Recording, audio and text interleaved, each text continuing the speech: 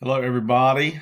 Hope you're doing well. Just wanted to jump on here for part two of our Bible Basics series on the story of the Bible. If you didn't get a chance to check out last week's video, we really unpacked a lot and some things that maybe we kind of overlook when it comes to Christianity and knowing the Bible. But specifically, I want to encourage you, go back and check out last week's video if you have not yet seen it, because it's on the major Bible character list. It's on the story of the Bible. And it's really a foundation with which we're going to continue and pick up as we work through this series. And so if you did watch last week, I hope you took some time to write down and memorize your major Bible characters. And if you did, there should be really a quiz you can use at the end of this that I'll try to bring back to help you in that process. But first of all, I just want to say thank you for joining us. And today we're going to be looking at something specific and very special when it comes to the Bible. In fact, this is something that many of you would probably think, why in the world is he talking about this? But we're going to be looking at geography. Now, as soon as I said that, I probably had countless people hit X or keep on scrolling on Facebook or YouTube.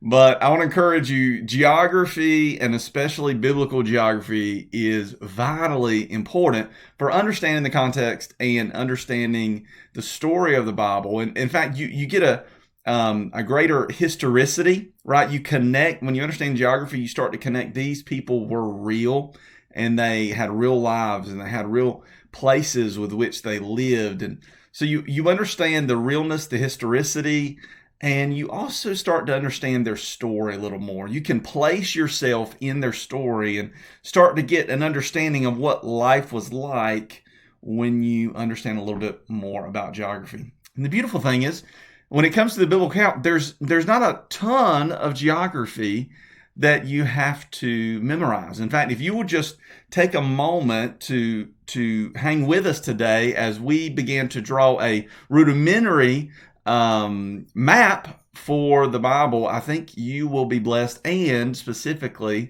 maybe the children that you help raise or the children that you help teach at church. So hang with us today. We're going to be looking at the map of the Bible. And this is something that was taught me, just like major Bible characters, from one of my mentors, and has been invaluable when it comes to understanding the Bible and the story of the Bible. And so we're gonna look at this, and what I hope to do today is take you on a journey to understanding the Bible. So let's start with understanding kind of where we are. So let me see if I can get this picture up. There we go. All right, so I'm going to take you on a little bit of a journey as we take a look at where I am. I happen to be in Falcon, North Carolina. And so as you backtrack a little bit, get a little bit bigger picture here in the US of A. There's North Carolina. And if we just back up and cross the Atlantic Ocean, we start to get near the events of the Bible, specifically here in the Mediterranean Sea.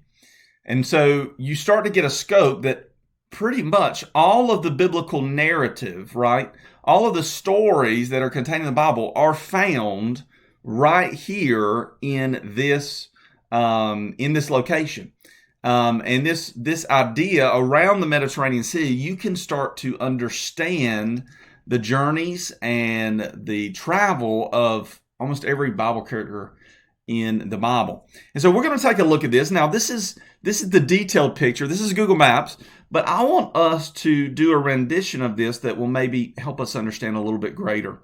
If we just zoom in just a little bit here toward Israel, we can start to see that there is a very small stretch of land here, about 150 miles long from north tip to south tip. You can start to understand the scope of the Bible, and specifically most of its history not only fits within the Mediterranean, but specifically here in Israel. And we're going to be looking at that and hopefully coming to an understanding on how you can memorize and really in your own mind paint a picture of its geography and different locations that are important to the biblical text. And so let's just jump right on that. Let's see if I can pull up my whiteboard. Now, I'm going to draw this, and I need your help because I'm not very good at drawing. So if you happen to be in the boat of a very poor artist, guess what? You can still draw this beautiful map that we're going to draw. And so I just want to encourage you. This is our blank slate. And so as we take a look at this a little bit more, we're going to be looking at how we can draw and reproduce the biblical geography. So what we're going to start off with is a line that is going to be the coast of Africa. And I'm going to go with, let's go with blue. We're going to start off with just a line. And this line is going to bring us, and we're going to curve up past Israel, come back to the left, and we're going to begin to do kind of little mounds. One mound, and then a shoe. Now, I don't need any hecklers online after you seeing my drawing, but this is a basic picture of what we just saw. Now, of course, it's not accurate 100% to scale, but it'll help you get an understanding of where these locations are. So you can start to see on this map some important pictures. Number one, this inside here is the Mediterranean Sea. And it is having trouble today. Let's see. I can do that a little bit better. There we go. So the Mediterranean Sea, you can see it there. And so let's start to unpack this a little bit more so you can get some scope to this. If we were to go down here to the southern portion, we'll start to see the Nile River, one of the most important rivers in the entire world. And for a while now, we start to understand it is here. So you can just go ahead and draw it here. Now, I want to encourage you, for you at this point to take out a piece of paper and you'd actually draw this as we draw it together, and as I go through this. So I want to encourage you to go ahead and take out a blank piece of paper and begin to draw these lines. And you can see the curve there that I did of the Mediterranean Sea and the different mounds. And you can start to piece this together. And really by drawing it, you reinforce in your mind these locations. So hopefully the goal is for you to be able to reproduce this later without an aid, without help. And so let's just journey here. So number one, we need to understand the Mediterranean Sea is the big picture here. And let's just zoom in a little bit. We're going to zoom in as we were to more the Egypt, Israel type of area. And so right down here, you can go ahead and understand this Nile River and what's near the Nile. Well, it's Egypt. Now, hopefully you can read my scribble, but Egypt is there near the Nile. This is where the children of Israel were as they were in slavery. Goshen, not that you have to have it on your map, is somewhere on this side of some of the heads of the Nile River that flow into the sea. But you can start to see Egypt is there. If you want to go ahead and put together the Red Sea, as if you would start to understand that, you can put that right down here. And this is like doing really a V, and then you can start tying it together. And so let's see. So this is the Red Sea. Red Sea. If we zoom in just a little bit, as the children of Israel crossed over from Egypt over the Red Sea, they came to a mountain. This mountain is very specific. This is the mountain of God. And so they came to this mountain, and this mountain is called Mount Sinai.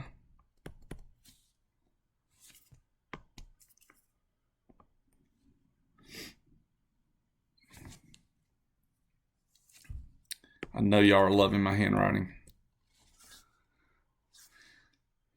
Okay. As we journey on up, we can start to see the Israel, and we can just kind of draw its boundaries here. And these are just lines to help you visualize Israel. So within those dotted lines is the promised land. This is God's promised land to the children of Israel. And we can start to make out some biblical landmarks that you would find within the story of the Bible. Specifically, let's go ahead and draw the rivers. Let's see. Yes, and we can draw a river here, then a line, then a river here. And so that river really marks off, is really the starting point for understanding and drawing the nation of Israel. And so you can then start to label. So this top C is the Sea of Galilee. The Sea of Galilee. Help me with my scribble. Then from the Sea of Galilee, there's a river that flows down. This is where John the Baptist was baptizing in. This is the Jordan.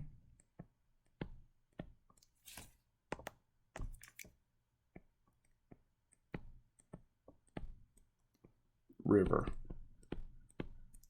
Jordan River. And then last but not least, at the bottom of the Jordan River, we find the Dead Sea.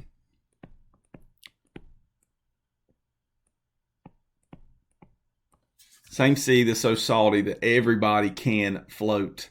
I forget the exact salinity, but there is it's really a low point where the salt content, nothing grows around it, and it's a low point where the minerals and things inside that sea make you very buoyant.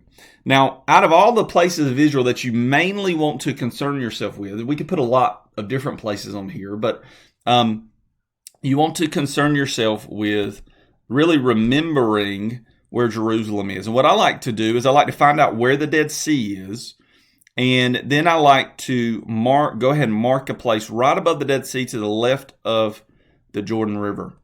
And that usually is very close to where we'll find Jerusalem. Now, you can place other things on your map, but these are the most important things that you understand as we just look over what we've already done very quickly. You start to understand you've got Egypt down here with the Nile River. You've got Mount Sinai with the Red Sea. You have here in Israel its boundaries, and then the Sea of Galilee, the Jordan River, the Dead Sea, and then Jerusalem. This is where Jesus was crucified. This is where the temple was. And so this is a very important landmark. And most of biblical history, specifically in the Old Testament, takes place right here. Now, if we start to move up a little bit, we can see some other things that are important and start to get a couple of pictures of that. So some of these are going to be modern day examples. Some of these we'll do as old. Now, Paul's journeys a lot of times took place within the upper half of the Mediterranean Sea, and specifically here in Asia Minor. Asia Minor. And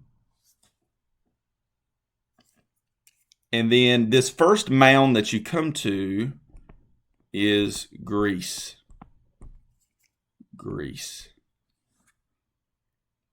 And then last but not least, the shoe, or the heel, is going to be where Rome is. This is modern day Italy. Same thing for Greece, modern day. And Achaia was what Greece would have been named, and Macedonia above it. This is where Rome.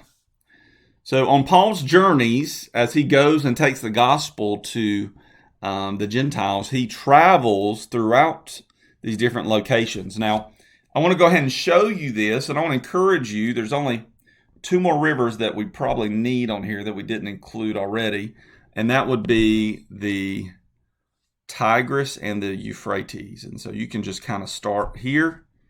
One goes there, one there. And so this is the Euphrates.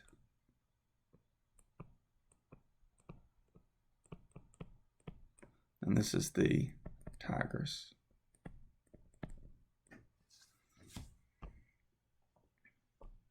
And with both of those rivers, you start to get an understanding of where the Dead Sea is.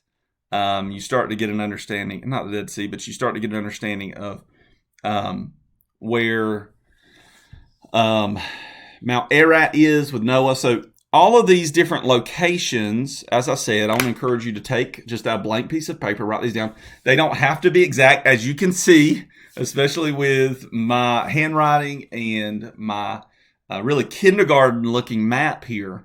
It looks rudimentary. It looks even juvenile, if you will. But the reality is this is a powerful, powerful way to remember the story of the Bible. Now, why is this so important? Because with this map right here, you can start to build out the stories of the Bible, and you can start to understand them in ways maybe you've never thought of before. And so let's just for a moment go on a journey as we chart the story, let's just say, of Abraham. Well, Abraham starts with the Ur of Chaldees. And so he starts down here in this region. And this is where God called him, and he left and went up to Haran, going up the Euphrates River, where he settles in Haran before his father dies, and he comes down here into the Promised Land. Now, God didn't tell Abraham where exactly he was going to be going. He just said, go. And so by faith, Abraham was looking for the city of God. He was looking for a place where God dwells, where he could dwell with him. And so he goes, and God begins to promise him that the land that he's in would be his. There's only one problem. There's people there. There's people in the land. And so Abraham settles down south. But because of the people and because of a famine that comes, he ends up going all the way to Egypt. And this is where our patriarch begins to not look as rosy as he did before because he sinned. He began to tell a lie about a half-truth about his wife Sarah. And it got him in a lot of trouble. And eventually, he came back to Israel. Now, where he settled with Lot, and there's so much story here, but you can begin to see with this map, this is the life, the travels of Abraham, and all you have to know is a couple of certain locations. Now, I want to show you some more. Let's take another important piece of biblical history. Let's talk about the children of Israel. So, the children of Israel specifically were slaves in Egypt. They were in the land of Goshen. And God raises a deliverer who came, Moses, and he leads them to the Red Sea. Upon getting to the Red Sea, God splits it. They walk across, go to Mount Sinai, and they receive the Ten Commandments.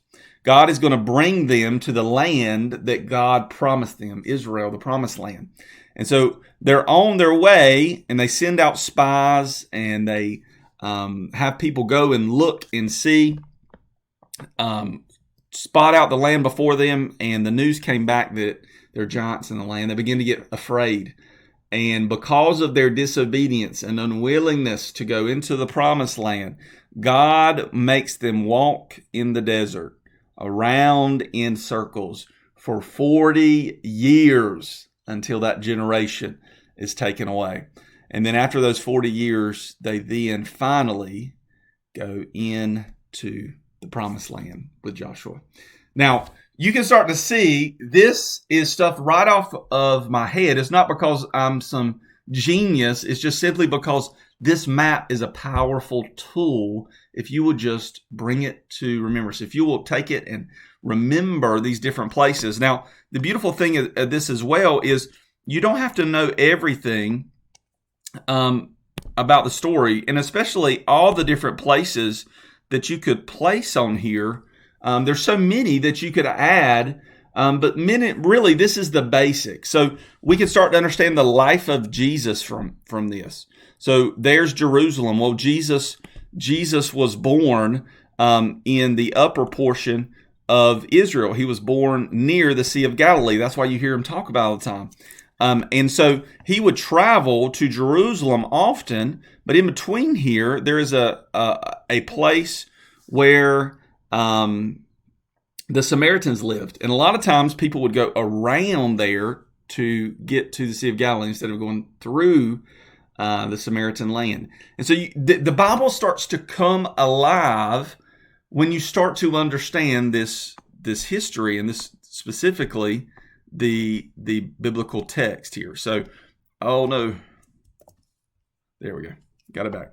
And so you can start to put pieces together that you've never put together when you start to understand this map. Even Paul's journey. So if you wanted to think about this, up here, the central hub of the New Testament church was born. It's called Antioch. And so in Antioch, you began to flow out Paul's missionaries' journeys. First place he goes to is a little island called Cyprus. And so you could put it out here. And then he begins to travel into Asia Minor, where he comes into a lot of issues in Iconium and different places there on his first missionary journey. And then his second missionary journey, he goes even further, making it all the way to Greece. His third missionary journey, the same thing, coming back through. But as you begin to piece these puzzles together, you understand that his life is toward one goal, getting him to Rome. God is going to use him in Rome to proclaim to Caesar the gospel. And so you see this journey where Paul, who was raised and taught in Jerusalem, and ends up going all across the known world, if you will, at that time, the Roman Empire, all the way until he gets to Rome, where he will begin to share the gospel, even in prison, and specifically to Caesar. So this map starts to give you a understanding that maybe you didn't have before about the biblical story. Now, I'm not going to take too much of your time today, because I want us to have some time here where you can go back and take a look at this. Even simply, if I were to just erase everything that I've done, and I wanted to draw this just in haste, and give you another picture of this. So what I want you to do is take a piece of paper, and after you've studied the map a little while, I want you just to begin to try to reproduce. So take another blank piece of paper and begin to draw. Let's do a different color this time. Begin to draw, and specifically, we're going to draw the outline of the Mediterranean Sea, Greece, and then a shoe. And just connect those. We're going to draw the Nile River.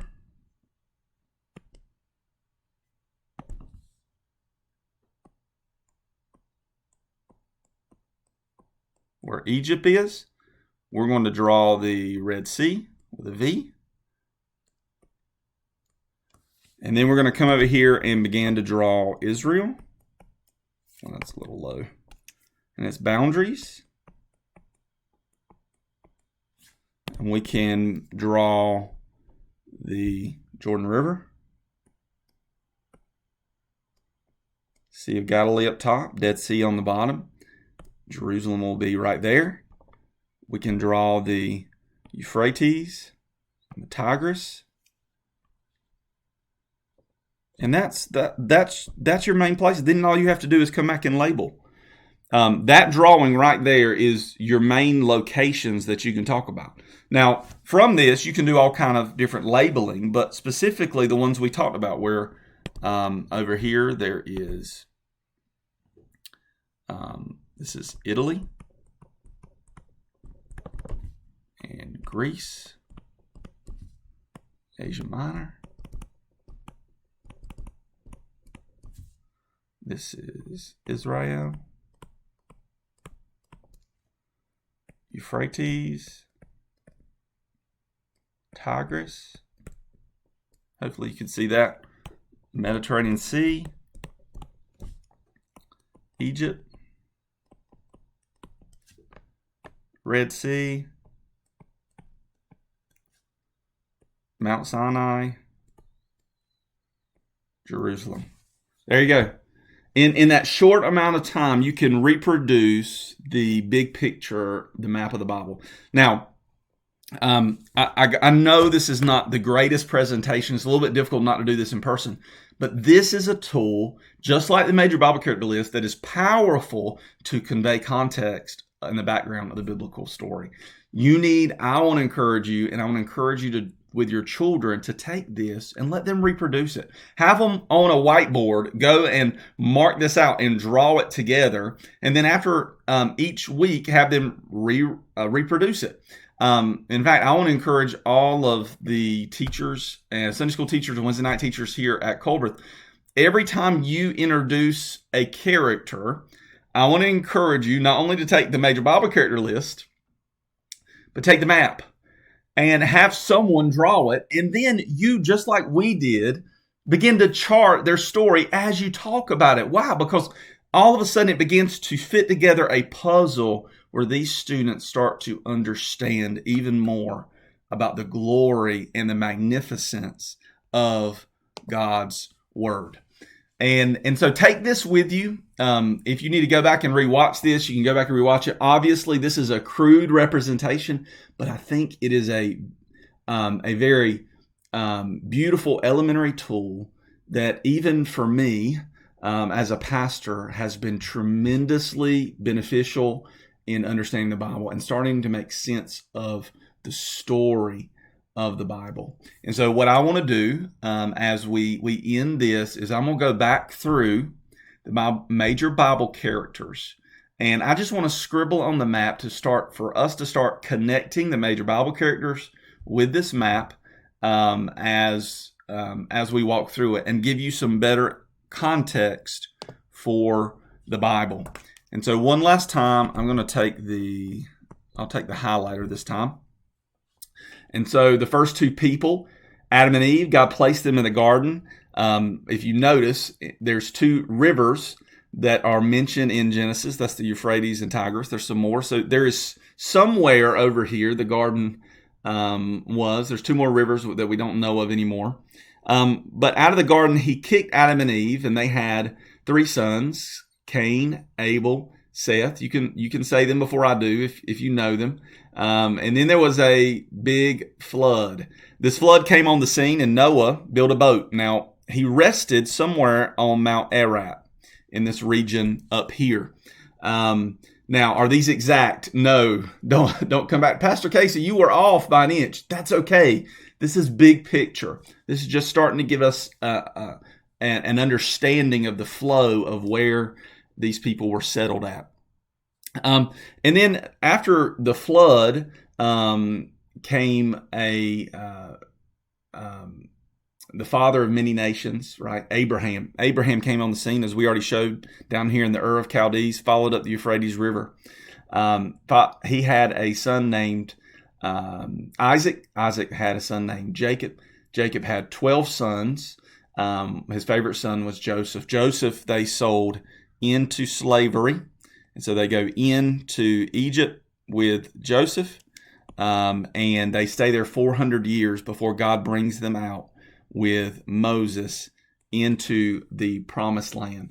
But then after they got, Moses goes right to the promised land, but then Joshua leads them in, and then they needed people who would keep them in their boundaries. And that would be the judges. So the judges come on the scene. After the judges, they asked for a king to reign over Israel. And so the greatest king of Israel was David. The first king was Saul, greatest king David. And the wisest, stupidest was Solomon. And so in Solomon, they found peace. And then after Solomon, if you really wanted to start getting technical, the nation was divided into two. And so you have Israel up top and Judah. Judea at the bottom, Judah. And so you start to understand biblical history there when you start to understand the kings and how there was two kings, one of Israel, one of Judah. After the kings, they needed someone to bring them back to the Lord because they had strayed. And so they needed the prophets to speak the word of the Lord. Well, during that time, the people of Israel were scattered all over the world, the dispersion. They were all over, from Assyria up here to Babylon. They were scattered in different places, but God, through the prophets, gave them comfort and reminded them of His promise to bring them back to His land that He promised them and to raise up a deliverer. And so after that came the first of the New Testament prophets, the last of the old, and that would be prepare you the way of the Lord, John the Baptist. John the Baptist, if we want to be specific here, John the Baptist was in the wilderness most of his life. That wilderness is down here. And he preached on the Jordan River a message of repentance. And there in the Jordan River, he met the main character of the whole Bible. That is Jesus. Jesus' whole ministry operated within Israel. And all of his life was spent raised here, the Sea of Galilee, born in Bethlehem, which is near Jerusalem. So you can start to put these together. But he had 12 disciples, and those 12 disciples, they went everywhere in Galilee, even near Jerusalem and Bethany and all those places in the southern part of Israel to preach the gospel and to share the good news and to repent. That's his message. And then after that, Paul comes on the scene and takes the message to the Gentiles all over the known world at that time. And last but not least, the last person of the Bible, or last apostle to live, was John the disciple, who wrote the book of Revelation on an island of Patmos off of the Israel in the sea, the Mediterranean Sea. And so you can start to see, hopefully, through that very simple idea that all of these things are connected. And I hope I didn't blur this too much, but I hope you will begin to appreciate the power of not only remembering the major Bible characters, but also taking a moment to remember this simple map so that you in your own brain can understand the story of the Bible with more accuracy and hopefully more meaning and richness, a deepness that maybe you've never had before as you open up the pages of Scripture. So take this with you. Take some time to remember the major Bible characters and also to remember this map. And we will carry it forward for next week. Thank you so much for being with us. I look forward to sharing some more on Bible basics and the story of the Bible. God bless you.